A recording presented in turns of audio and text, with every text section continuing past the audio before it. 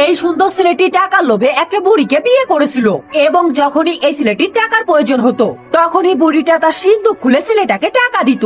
কিন্তু এই ছেলেটির পরি গার্লফ্রেন্ড ছোট হয়ে বুড়িটার সিন্দুকের লক দেখে দ্রুত করে ছেলেটিকে জানিয়ে দেয়। এরপর বুড়িটা যখনই ছেলেটিকে টাকা দিয়ে চলে যায় তখন ছেলেটা দ্রুত করে বুড়িটার সিন্দুক খুলে তার সিন্দুকে থাকা সব টাকা পয়সা সোনা দানা চুরি করে তার পরি গার্লফ্রেন্ডকে দিয়ে পালিয়ে যেতে বলে। এরপর রাতে বুড়িটা ঘুমিয়ে পড়লে সুযোগ বুঝে ছেলেটি গুড বাই লেখা একটা চিঠি ফেলে দিয়ে পালিয়ে যায়।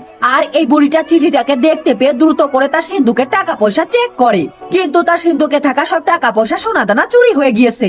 এজন্য এই বুড়িটা অনেক রেগে যায় এবং সে তার ঘরে থাকা সিসি ক্যামেরা চেক করে। এদিকে এই পরীটা টাকা পয়সা নিয়ে ছেলেটির জন্য অপেক্ষা করছিল এবং এই ছেলেটি যখনই তার টাকা পয়সার ভাগ নিতে আসে তখন এই পরীটা ছেলেটিকে ভালোবেসে জড়িয়ে ধরতে চায়, কিন্তু এই লোভী ছেলেটা আগে টাকা পয়সা গুলোকে নিজের কাছে নিয়ে নেয়। এরপর এই ছেলেটা একটা জুয়েলারি বাক্স নিয়ে পরীটাকে প্রপোজ করে দেয়। তখন পরীটা ভাবতে থাকে ছেলেটি হয়তো তাকে ভালোবেসে একটা রিং পরিয়ে বিয়ে করবে, কিন্তু এই লোভী দুষ্টু ছেলেটি বুদ্ধি করে পরীটাকে জালের মধ্যে আটকে দেয়।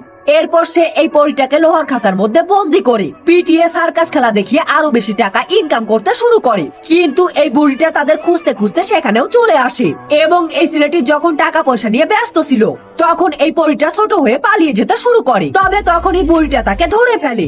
এজন্য এই পরীটা বুড়িটার কাছে মাপ চাইতে থাকে, কিন্তু এই বুড়িটা তার ভুলের কারণে তাকে মাপ করতে রাজি না। কিন্তু এই বুড়িটা যখনই পরীটির সারা গায়ে পিটানোর ক্ষত দেখতে পায় তখন সে বুঝে যায় যে দুষ্ট ছেলেটা তাকে অনেক কষ্ট দিয়েছে।